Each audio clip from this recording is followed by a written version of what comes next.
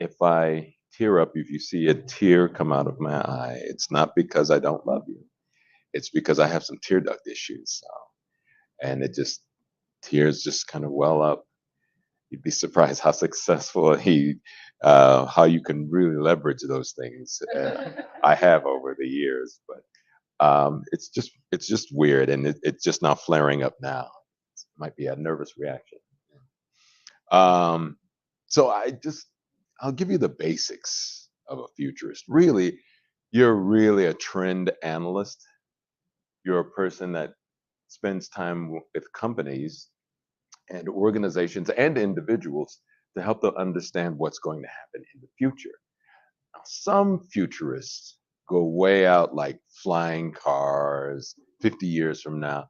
Most people don't care about that.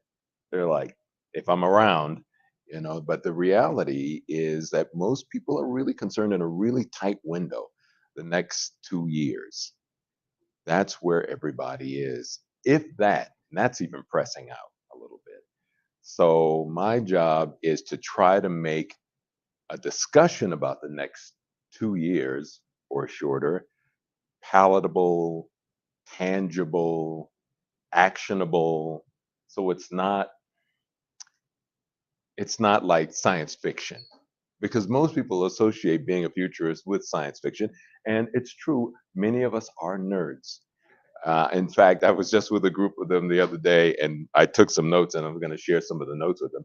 And most of them really are just like nerds. They really are. Star Trek. Any nerds in here? Star Trek, right? Star Wars? Which one? Oh, Jurassic Park. Okay, cool. All right. It's fringe, but we'll go with it. Firefly. Woo, okay. Yeah, yeah. It's okay. You're among friends. This is a safe space. It's okay. Yeah. I grew up on Star Trek, and I have to be honest. The only reason I got into it was because I was a kid when it first came on, and I saw this beautiful black woman in a short dress, mini skirt, and I just fell in love with her. And then Star Trek became like, oh, and there's science fiction around it too. So it was my lure, and it was Lieutenant Uhuru, Nichelle Nichols, and ever since then I just absorbed everything about science fiction. Another guess. Um, so there is a lot of science fiction involved in futurism, simply because of the fact that it requires you to stretch out in your thinking. So what I'm going to do is just share some basics of what a lot of us futurists are thinking about right now, and then open it up for Q&A, because I know you have, well, I hope if I'm really good, you will have questions. If I'm not good, you will be like, "Oh, this guy, is it time yet?" So we'll see. I'll do my best about that. But I do want you, if you have some notes, some places to take notes, please do, because you probably do have some questions. And the only reason like people like me are really popular right now is because there are a lot of things going on right now. There are more things happening at this particular point in time than at most times. I know a lot of people want to compare this time to, say, the Industrial Revolution, because they're thinking about it in terms of AI. They're like, oh, this is the same thing. It's just a different version of that. But that's not quite true. There are more things going on socially, as well as environmentally and technology wise, all happening at the same time. So it's requiring more from us than even what the Luddites experienced during the Industrial Revolution. I may use that term from time to time, Luddites, and it's basically we're talking about the people who pushed back against the Industrial Revolution, primarily in the UK.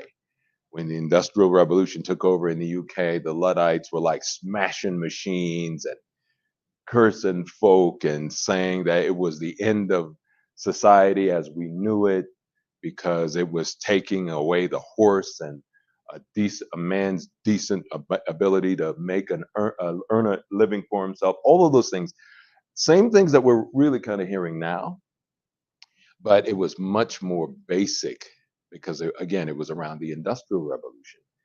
you're hearing the same kinds of conversations, but it's only part of the conversation because of the level of challenges and changes that we are facing right now. So let me just share with you some basics that we talked about. That there's a group of us that meet at the Da Vinci Institute around here in the Denver area, and we just kind of compare notes. I have to say that I'm the only African American in that place, and so I have to represent, because a lot of times these guys are like white male nerds, and they go into that white male nerd place and they just want to nerd out, and I'm like, bring it back, come on back. I have to bring them back to things like, okay, there's another part of the population you guys are not talking about. So let me just give you just some real basics on my background, and then we'll get right into some real things that futurists are thinking about right now. One is that I am a graduate of Southern Illinois University at Carbondale. I I used to be a television reporter for a station out of Memphis called WREG TV. I hated that job with a passion. They would say they fired me. I say I quit. Whatever the case, I was out of that job quickly. Well, I was there for a while, but I was exercising my skills as a journalist because we were trained in journalism. And that was the focus of J School, was to make sure you got to the place of asking questions and asking and following stories over extended periods of time so that you can get to a truth. And there were two basic premises that our chief professor, Dr. Donald Brown, used to tell us all the time. He said there are two basic truths, and everything else I'm going to tell you that will build up around those truths. He said, if you ever want to find out the truth, A, follow the money, and B, remember that repeated messages affect behavior. Say that again. Repeated messages affect behavior for ill or for better. So I spent time doing that. I did television reporting, radio reporting, and I found out that I didn't necessarily like the industry, but I loved journalism. That is, following stories, doing these backups, and talking to people. I love the conversations and such. And then once I decided that I didn't want to be inside of television, I actually got into advertising, and came to Denver. Some of you may remember the Rocky Mountain News. You do? Age mates. Okay, good. I was thinking you guys looked a little young. I was like, they don't know about the Rocky Mountain News. Well, my company at the time, CVO Worldwide, an advertising agency, came to prominence because we were working with both the Rocky Mountain News and the Denver Post at the same time, helping them to promote their single copy sales. I felt like an arms dealer at the time. We were going there with these guys and say, they're doing this. What are you guys doing? They're like, we'll do it. And then we go back to the other guys and say, they're doing that. It was wild. But of course, newspapers were on their way out at the time, but it was a moneymaker for us because we were able to help newspapers promote their daily content on the air, on radio, at the time, so that they could promote, instead of saying we're a great paper, we were promoting this is what's in today's headlines, because we were championing this new technology called MP3s. And that was in the late 1990s. So I'm really dating myself now for sure. And so it was one of those things. And we had a good 7-year run. We were written up by the Wall Street Journal, and people like this young upstart company has been able to leverage technology to help newspapers promote what they were doing. And then, of course, as these things go, the technology, everybody and their cousin all of a sudden decided to do what we were doing, because the technology kept getting cheaper and cheaper, and people were able to do it out of their garages. And of course, that spelled the end for us at the rates that we were charging and stuff. So that made me stop and say, gosh, I got to figure out how. I did the autopsy of how we were put out of business by people in their garages. And that's what made me stop and realize how fast the technology was evolving, that had an effect upon legacy businesses or traditional ways of doing businesses. There used to be this thing called the success model where you built the thing and then you enjoyed like years of success in that thing and then you did something else. That model is pretty much mute on a moot on a large scale simply because of the fact that now we're in perpetual change. And perpetual change requires you to build the plane as you are flying it and then build its compatriot at the same time. It's a lot going on. So the models have changed simply because the technology is pushing us to say we have to do more than what we used to do.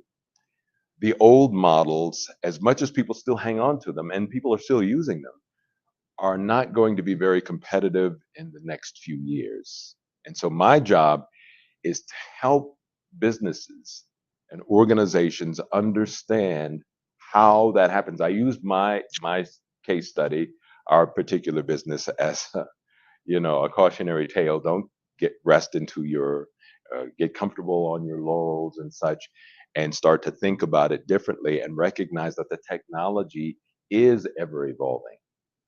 That's a different place.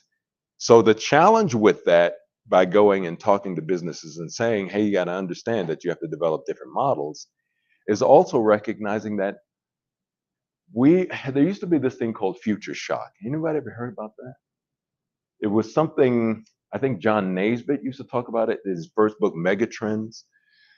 Future shock is the fact that things are changing so fast that we aren't coping with it as human beings simply because of our evolutionary selves haven't caught up with the rate of change. It's not like we're not smart. It's not that. And if you feel a little overwhelmed in some of the stuff that's happening, don't be mad and don't blame folk. It's just the realities that our evolutionary selves, which have been developed over hundreds of thousands of years, has not caught up with the pace of change that's happening right now being pushed by the technology.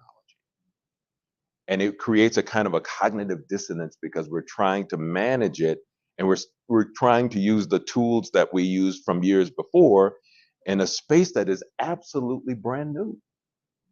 So it's a lot going on. So my job is also to talk about that in relationship to the technology. So I said this earlier in the conversation that I think a lot of people think that the future is the technology. It's not the technology, it's us. If we become our highest and greatest selves, the technology will follow. The technology should always be an extension of our greatest dreams and aspirations. It should not be leading. The dystopian scenarios that we think about in Terminator and all of those things are when we give up that position voluntarily or sometimes through force. We should not be doing that. Our job is absolutely to make sure that we stay in front of the technology, not because we're in a race with it, but simply because the time demands that we become higher and greater. And a lot of people like, I don't want to do all that work, Chad. I'm just trying to Netflix and chill. I'm not mad. I understand.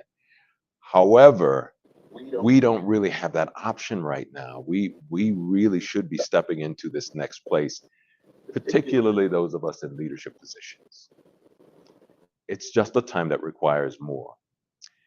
There is a there was a Russian astrophysicist by the name of Dmitry Kardashev. Has anybody ever heard of the Kardashev scale? Okay. Yeah, I'm really geeking out here, but bear with me. The Kardashev scale was a scale that was developed by Dmitry Kardashev back in the 1960s, and he was speculating about how societies evolve. And he said that there is a level one that we eventually will get to, but that level one is hard because it's going to require us to meet this moment with the technology and with who we are, and hopefully get in front of this thing and start to direct it. And he kind of predicted where we are right now. This is back in the 1960s. He kind of predicted that we would get to a place where we were going to start to say, okay, all of these things are coming together. We're going to have to make a decision about who we want to be when we grow up. So it's not as opposed to just kind of chilling and hoping that it all comes together. we now have to be intentional about that future, or the technology will destroy us. I am not a dystopian person. I am actually an optimist. I believe that we will meet the moment, but it requires a different kind of conversation, not about our fascination with the technology, but with what do we want to do with the technology? How can we create the world that Dmitry Kardashev suggested? That is the one that would actually lead us to this next level, what he calls a level one civilization, where we're able to combine this great technology with our vision for a future that is abundant, that is empowering, that is connected. And he says that's the only way that we'll become a spacefaring species, like on Star Trek, that we'll get past this. But he also did suggest that it will be messy to get there. There will be that point. And he seemed to suggest back in the 1960s that we would arrive at this point at this particular time, because a lot of the what we call political conflict that's happening right now is really a result of the fact that people are sitting back and saying they're looking at these changes, and the changes are way too much for them. They're seeing it as a threat. It is threat and to a way of life that existed prior, and they know it intuitively. So they're responding accordingly. They're saying, I don't like that, and I'm pushing back, and let's go back to the 1950s where it was safe. Trust me when I say it wasn't safe for everybody in the 1950s. So it wasn't safe. It was safe for some, and they're trying to return to that space. But it's not because of the fact that they're bad people, but because of the fact that we have not articulated the level of change that's happening right now well. And it's a lot of it has to do is because we don't fully know what that looks like. So there's a lot of unknowns going on, and that always fuels fear. Fear starts to reign in the day because we're not articulating these things well.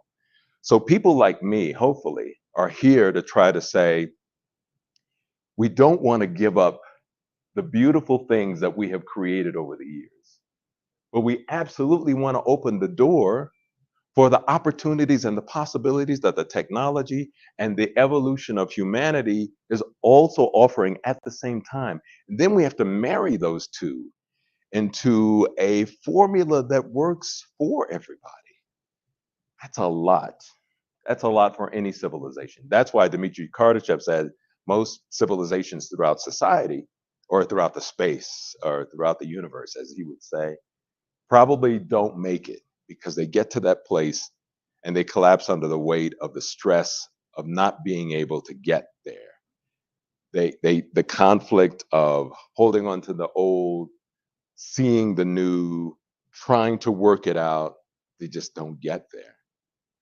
I believe, and I don't know what other civilizations throughout our universe have done, but I believe that we have an opportunity.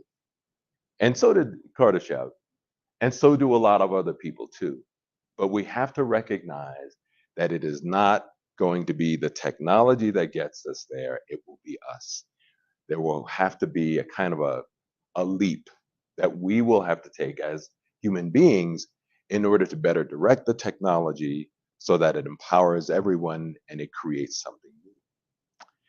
So I just wanted to lay that foundation of where a lot of us futurists are going. We're recognizing that we're we have a awesome responsibility, and that is to better articulate what's happening so that people aren't like first drawn to fear. Because anytime you leave people into spaces without information and good information, and I'm not talking about deep fakes and stuff like that, but good information, it leads to some crazy things. I have to tell you this. I used to work for Lockheed Martin Skunk Works. Anybody ever hear of that organization? Lockheed Martin Skunk Works. Yeah. Okay. All right. So Skunk Works, I can talk about it now because I think I'm released from my, I had a NDA, but Skunk Works was the super top secret version of Lockheed Martin that did all of the work and really a lot of weaponry. And I actually had a chance to do the voiceovers for the things that we were presenting to the Pentagon. Crazy money, crazy loot. Believe me, it was like they were shoveling money out like that. It was crazy. But one of the things that I was concerned about, and then I eventually had to leave because I recognized it was conflicting with some of my personal morals and ethics and such, is that they would have this great technology, just fantastic stuff. And then the first questions these guys were asking was, how do we weaponize it and how do we make money from it?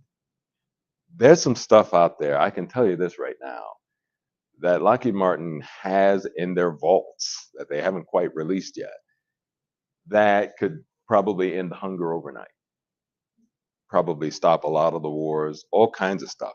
It seems wild. You're like, what? But the technology exists. And I keep asking the question, like, where does technology come from? And they always kind of look at me and laugh and say, ha ha ha. I'm telling you, we back engineered some stuff. I'm telling you, it's crazy. But it's some great technology out there. But we were asking questions that could have been more profound, such as, can we make the world a better place with this technology?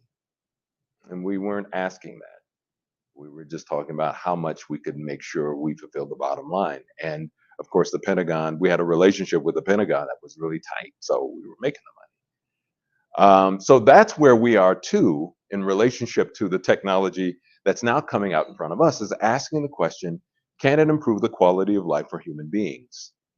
If it can improve the quality of life, if we ask that from the start, and then we get to the places about its profit margin and other things, there are opportunities for us as human beings to really do some great stuff. But that is where we meet the moment. That's where we're at right now. And most futurists know that, except for the guys who are really caught in the flying cars and stuff like that.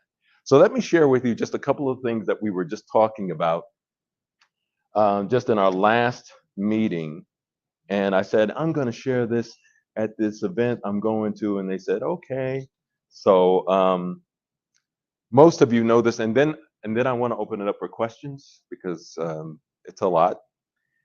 But let me share with you some basic trends that we're paying attention to, we're spending time looking at. One of them, of course, is the future of work. Most of you have heard that term or that phrase, but there's a part of that phrase that most people are not talking about, and that is, how many of you have seen the Flintstones? Okay. All right. See, yeah, I am among classmates. That's great. So, if you watch the Flintstones, I have to say this because a lot of times the Gen Zers thinks it's a documentary, but it's not. It's not. So Fred's at Mr. Slate's quarry, right?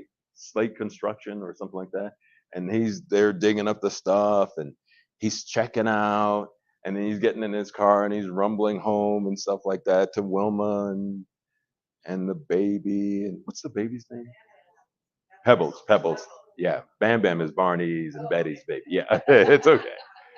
So, so when people see that, believe it or not, I kid you not, Gen Zers think, okay, so job has always been around, right? The whole aspect of us going and checking in, and it's been around since the caveman days. And I'm like, no, the reality is that job has really only been around for the past 100 and some odd years. It is a very new invention. But now we're at a place of asking the question, is job that is going to work for somebody else to make them a millionaire, is that a sustainable model going forward in the face of AI? Because AI will be taking up a lot of that space that we used to say was absolutely crucial for all human beings to be able to do. They have to have a job. But for hundreds of thousands of years, we didn't have a job. We worked because work was part of the whole aspect of living and being able to gather food and such. But job is different. So the concept of job is new, and now the concept of job is being reevaluated in the face of AI because we're like, do we all have to work? And if we're not working at a job, what are we doing? Or what can we do? So that's a double-edged sword because some people say, oh my God, you're going to have all these people out here and no work, no job.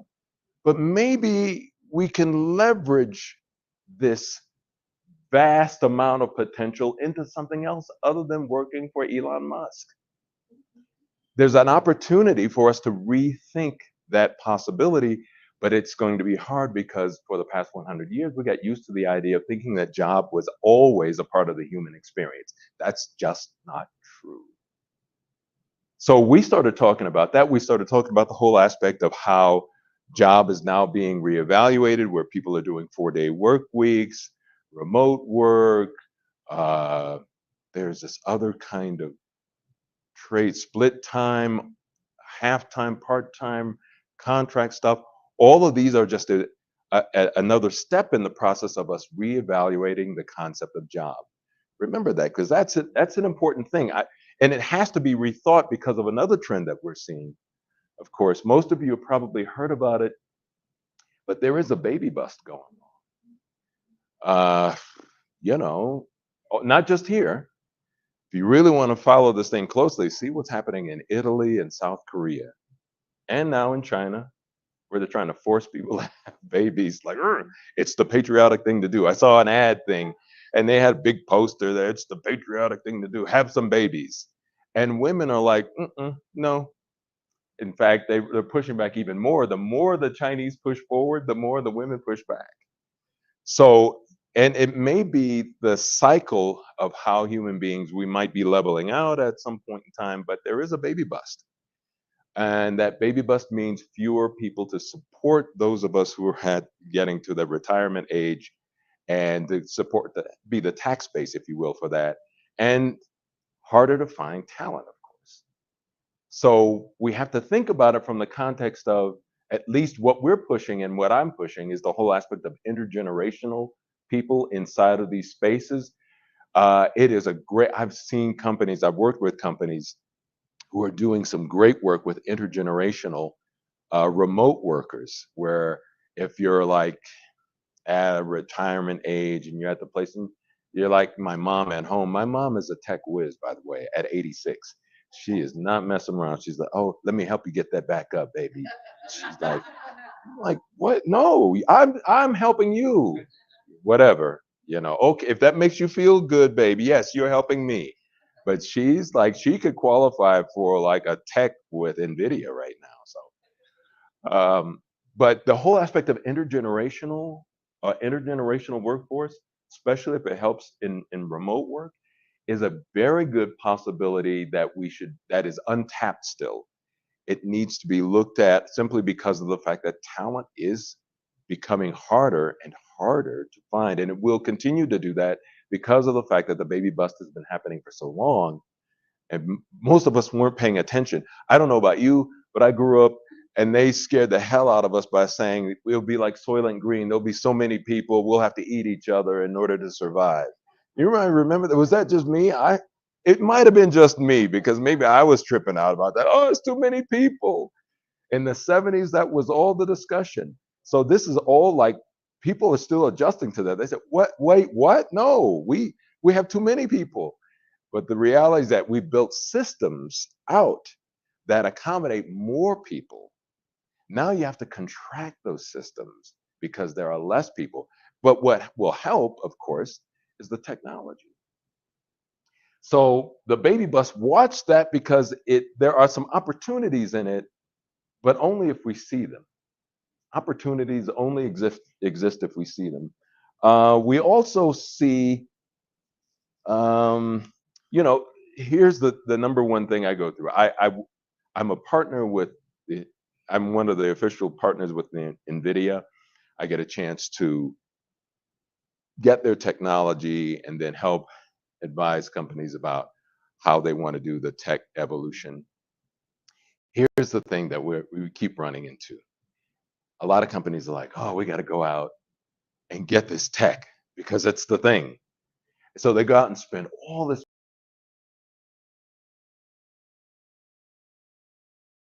left behind, FOMO. They're like, just get it. Whatever it is, just get it and we'll figure it out. But that's the wrong approach, because what will happen is that you buy the tech, you can't apply it because nobody knows how to use it, nor do they want to, because they're like, it's going to replace my job. Why would I want to help you destroy my job, right? And so they end up with all this equipment, they can't use it. And by the time they get it, there's a new model that's already out.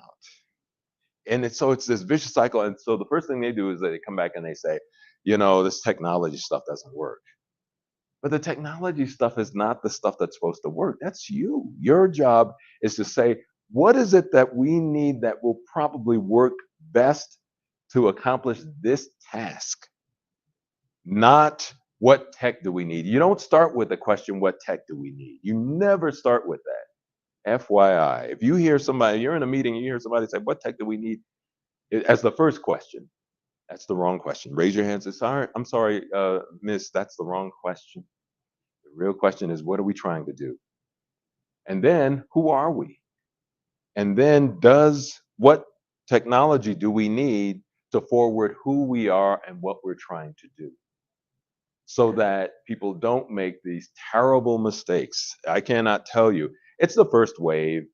People got freaked out, when they all of a sudden they're like, oh, the tech evolution. Oh my God, let's go out and get some stuff to show that we're ahead of the curve too. And so they're just now at that place of saying, okay, we got caught into the hype. As Public Enemy used to say, don't believe the hype. Take a break, step back, and figure out who you want to be first. And then the other thing, one of the other big trends that we were talking about, uh, we really do have to reimagine legacy systems. I tend to go after legacy systems because legacy systems have been around for a long time. We've been around them for a long time. We just figure that they must be the right thing to do because they've worked. But the reality is that they're terrible when it comes to waste. They're extremely wasteful. And the only reason that some companies actually make money is because of the fact that they're wasteful. They make their money in the margins, in the waste margins. And so they are loath to give up those positions and those legacy systems because they're making their money from it. And they haven't reimagined themselves outside of that wasteful model, right? So here's where the thinkers come in. Every time I talk to CEOs and we have these conversations, they say, look, if you're going to send some people to me, don't send me people who know how to code and have like technical wizardry. Send me people who know how to think. I need thinkers.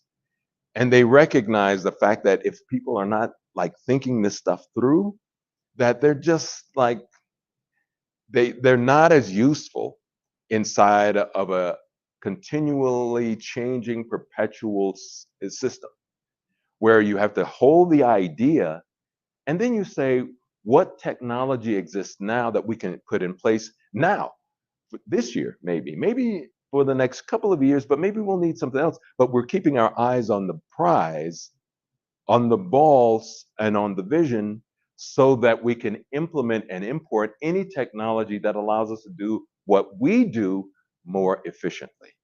So you're no longer tied to the system, you're more tied to the idea.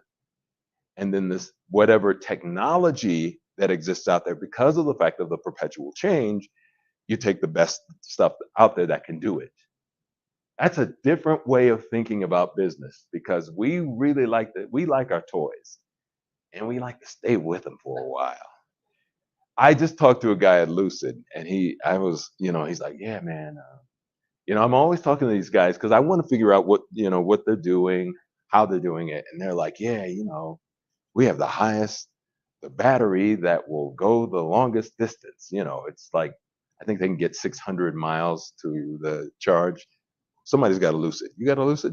No, we test drove. Like, we didn't get a drive. We rode around. Yeah. You can admit if you have a Lucid. It's all good. Not in my budget. Sure. Oh, $250,000 is nothing. But yeah, so he's like, yeah, it does that. And I said, are you creating a framework that allows you to switch out to a solid state battery? Because Toyota is doing some stuff. And he's like, well, yeah, kind of. And you can tell that no, they don't. But you kind of have to, because once Toyota, and there's another company, Chinese company, not BYD, it's another one that's coming out and said, we have batteries that will make the whole concept of charge almost obsolete. I know, it's crazy. So if you go out and spend $250,000 on a Lucid, which I like the car, but I want to be able to switch that battery, right? So so you don't want to get too tied to the infrastructure. You want the infrastructure flexible enough that's able to adapt to the ever expanding and changing technology. That's a different way of thinking about how things work. And my job is to keep explaining that over and over again so that people can start to concentrate on the thing that they're seeking to do and keep the door open for the technology. It's going to be evolving. There's not going to be a place where we're like, okay, whew, got past all of that change stuff. Now we can settle in here. It's not going to happen. Not at least in the foreseeable future. Maybe there might be a point, but it it's just it's evolving. So uh, going after, as I mentioned before, the whole aspect of reimagining legacy systems has to be about reimagining what is it that we're trying to do, and how do we make it better based around our core belief. And then one more thing, and then I'd like to open it up for any questions. There is uh, some things I want to skip over. There's a thing that I we really push a lot, and that is tech audits. Um, a lot of companies, and you'd be surprised, you see these companies, they make all this money, you figure that they must be smart. No. On the contrary, I think the more money you make, you can become more stupid. I keep saying this. There's a theme. Uh, they a lot of companies bought a lot of technology, and then they shoved it down the throat of their people without asking them, like, how do you feel about the technology? It is about, can do people feel, because there's a lot of anxiety around it, primarily because a lot of the anxiety has been built up around the dystopian movies that we've all seen. Popular culture sees the technology as evil in general. It's not that often that you see these popular movies that have these really, like Star Trek. Oh, we'll be at this great vision of the humankind going forward, but everything else is usually there to scare the hell out of you. So there is a kind of a collective psyche around the technology, which is negative. And the a lot of companies didn't take that into consideration. They didn't do a tech audit to find out where their people were with the technology. They just said, get it done, it's part of the job. But there's a psychological thing that's also associated with the technology. So it becomes really important to ask, where are our people with this? Is this, are we scaring the hell out of them? Are we, because they've been told, and with a great deal of certainty, the technology will be replacing jobs. It should actually, in some ways, in many ways, it should. The whole aspect, and let's not forget why we created the technology in the first place, is it is designed to take us out of the drudgery of stuff that we really don't want to do. I don't know, anybody in this room probably is like, yeah, I love filing. It's great. We're not really, we don't. So if the technology can do it, we want to give up that job, but we want to make room for us to expand our capacity to say, well, what else can I do with my superpowers other than filing?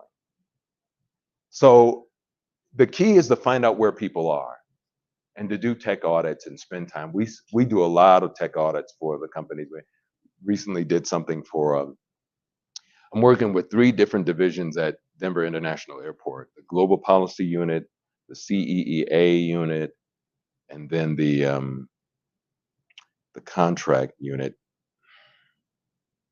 Yeah. Anyway, different divisions, and none of them really had that kind of conversation with their people. And but now they are, and they find that that's really important because you want to find out, because people simply are the best resource. We still have the ability to be able to think through and to be able to juxtapose disparate concepts and put them together. So you do not want to mistreat this valuable resource. As Negan would say in The Walking Dead, people are a resource, and the last thing you want to do is let that resource go. It is a good thing. People are great, and you want to value them for everything that they bring to the table, and not value the technology over the people. They can conceive, but you have to bring them up in that concept and empower them to be able to see the possibilities of what they can do now, as opposed to just like putting the widget in the thing and then going home and watching Netflix and chilling. So there are other things, but my time is maybe a little tight. I just want to open it up for questions. If there was something I said that you vehemently disagree with, keep that to yourself. And then the other ones, no. You know, I would take any and all questions. Yes. Education, like the big one.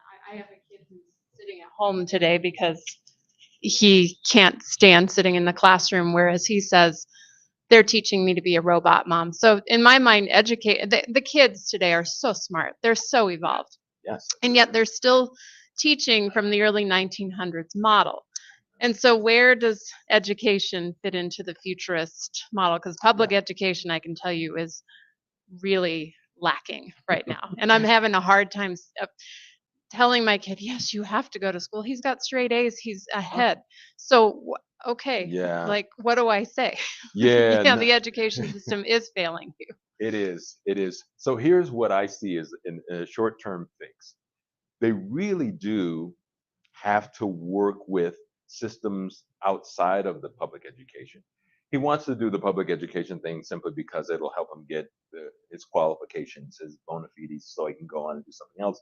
But complement whatever else he's doing, kind of like how we do it with sports, football and basketball. Complement it with some stuff out there that actually expands his capacity and treats him to a place where his mind probably wants to go, an expanded, pervasive thought. And I just did a program, a summer program, as part of our program called the Universal Basic Resources, where we're basically combining NVIDIA trained students at the community colleges here with entrepreneurs, and we're pulling them together and creating what we call super groups, solution makers, because we want the creativity of the entrepreneurs and the mindset of the NVIDIA students, and we say, come up with some stuff. We put them in a cohort and say, come up with some stuff that saves the planet or saves your community. A lot of the students in that particular group are just like is your son? Yeah, they're like, I hate school. And I'm like, I get it, but get your stuff, get what you need, spend some time with us. And they came out, they were like, this is what I want to do. And I said, okay, just, I know that the school thing is a drag, but think of it as a must have for this.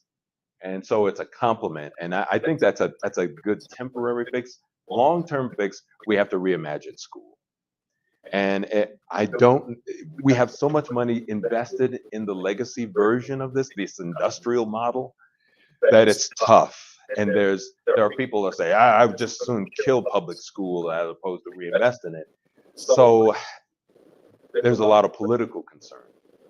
I do believe, again, like all legacy models out there, it's going to be tough because we really, some of us want to hold on to those old models for better or worse.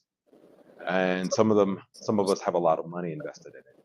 I just suggest a temporary fix until something bigger comes along. I know that's not a lot, but there are some great opportunities out there that are happening now for young, bright, intelligent, straight A students like your young man. Montessori schools are a good idea. Even Montessori schools can do even more when it comes to what I call, what again the CEOs keep asking for, getting students to be able to think about problem solving as opposed to how to be trained and to get a job, but rather how to think about solving problems. Because I don't know, when I had my ad agency, we had about 12 people. And there were people who were constantly saying, I need a job. They come and do an interview and say, I need a job. I would never want to hire them. The people that I hired were the people who came in and said, I can help you solve your problem so that you can go home and watch Netflix and chill.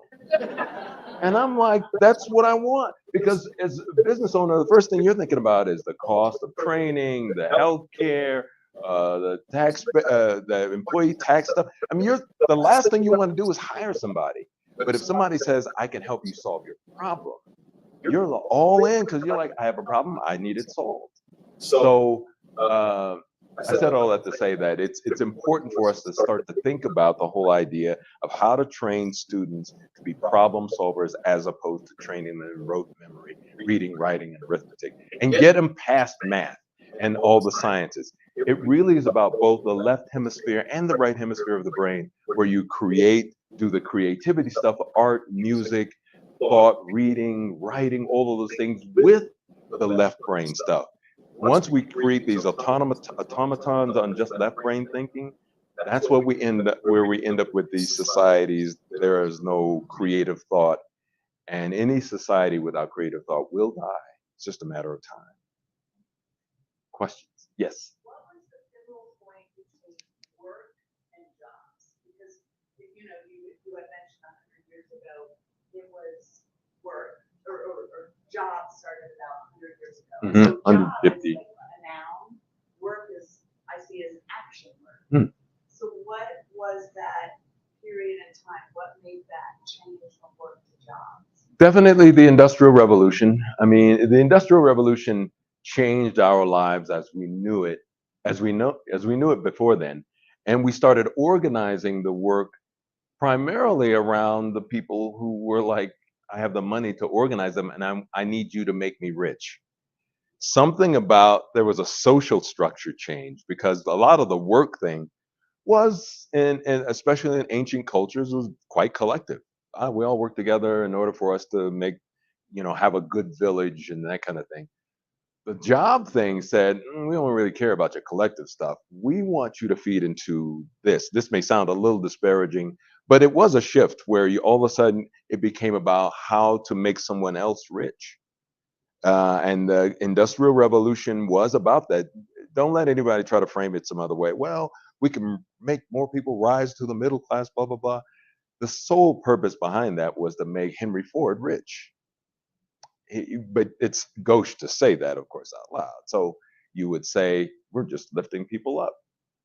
So that change created something else. Not necessarily that all of that was bad, get more people into the middle class, but recognize that that change, that whole job thing changed, and it changed the way that we saw our lives. So I just read something, I think it was from the Planck Institute, that talked about ancient peoples probably spent 3 to 5 hours a day foraging and getting food, and then they were chilling the rest of the time. Like, yeah, how are the kids doing? Great. Telling each other stories. The whole aspect, I want to say this too, the whole aspect of these 8 hour, before then it was 12-hour days. You guys didn't know that. But back in the day, it was 12-hour days until they passed laws back in the 20s and 30s to say, you can't do that. But a lot of this comes from any Puritans in here? Any pure? No? Okay, good. All right. I'm going to talk about the Puritans. The Puritans were kicked out of Europe. Don't let them tell you, like, oh, we couldn't practice our religious freedom. And because people were, they were intolerant of our religion. No, they were drawing and quartering people left and right. They were just intolerant of anybody and everybody. So people, even the Europeans at the time said, get these guys out of here, send them to the United States or send them over to that other place. So they're very intolerant and mean people, but their concept was the way that you got to know God was by working from sunup to sundown all the time. That's the way that you became more righteous. It was a religious practice. 5 o'clock in the morning to 10 o'clock at night. That's where we got the phrase the Puritan work ethic. So there's a ghost of the Puritan work ethic that resided in the United States, like more work is good. But the reality is that it was deteriorating quality of life. Karl Marx I read it in college as Oh, something called alienation of labor, which actually starts with the same premise as Dan Rand, that work is the means in which man creates himself as an industrial. yeah. You built a car, you screwed on a tire, you couldn't afford the car, and you didn't see any of your creativity. Yeah. So work actually alienates us from our essence. Yes, the whole aspect of taking away, and so here's where the challenge comes in, is that I think what you're seeing at the Gen Zs, the millennials, is that there's a pushback against that whole concept. Like, I don't want to give up quality of life. I don't even know what quality of life looks like, but I want to go find it, and I don't want to work myself to the bone. And so the older guys, the baby boomers, say these kids have no work ethic. The reality is that they have a different work ethic, and maybe it's for the better. All right, I'll take one more question. I think I have time for one more question. Yes. Uh, This is just simple. Leave the A in STEAM, science, technology, yeah, I have to say that. A, arts, or Yeah, creativity. I just shudder when it's STEM, STEM, STEM, STEM. I'm all for STEM, but yeah, music, arts, yeah, creative, yeah. creativity. I Not everyone is left brain. Let's use those right. the true version of what I've seen as genius is the combination of the two. Yeah, yeah, and I know. Yeah, I know a lot of people talking about STEAM, but because we're so left brain, the STEAM kind of gets like, oh yeah, that's nice, when it actually should be leading because it's the creative part. Yes, there's a great book called The Master and His Emissary. If you ever get a chance to read that one, it leans into the whole aspect of how we became left brained and what it started doing to us as a society, and how we can regain those possibilities by putting the emissary in its place and letting the master come back. So it's a great book. Long read though. Yeah. Yes, So sir. you're a futurist. Yes, sir. So it's very difficult to look back, I guess, at times. So about 25 years ago, we were faced with Y2K. Mm-hmm. So you talk about legacy that. systems, Yes. and looking back 25 years ago, when we were faced with that Y2K issue, Yep. what's come of that?